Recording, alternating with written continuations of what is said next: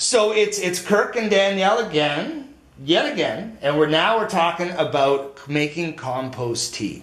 And the idea behind making compost tea is essentially to stretch the benefits of the compost we make. So let's talk about the gear we need. So first of all, you need a bucket or a container. We have purchased this one. It actually is great for a punch or what have you, because it's got a spigot on it. But it's also great for us for presentations because you can actually see the compost tea being made. So, but any bucket will work, but we like this one. We also have a bubbler that we use for an aquarium, and we need this to get the air pushing through the compost and the water. So we'll drop that in there, and we'll notice we got some good bubbling action. And this is absolutely key. We need the bubbling, we need the aeration. So what we're going to do is we're going to let this bubble for about an hour, and we're going to get rid of any chlorine that might be in the water, and then we'll come back and we'll start the compost tea.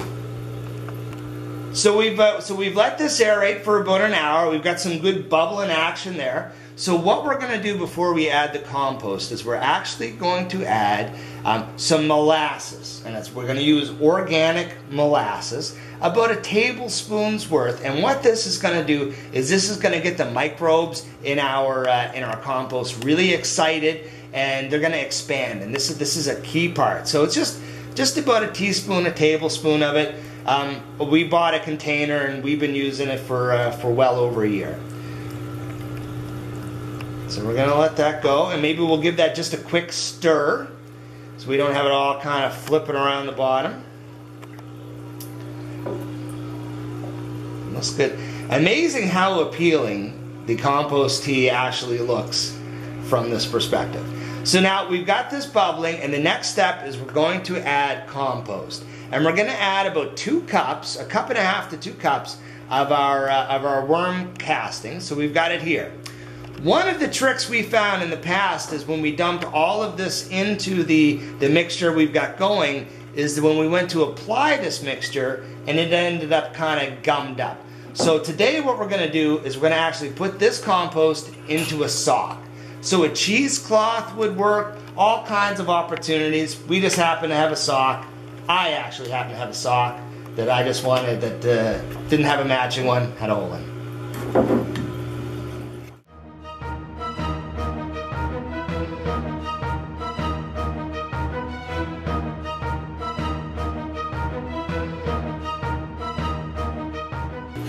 So what we've got here is we've got the compost in the sock, and now we're going to tie it up and put it in the container.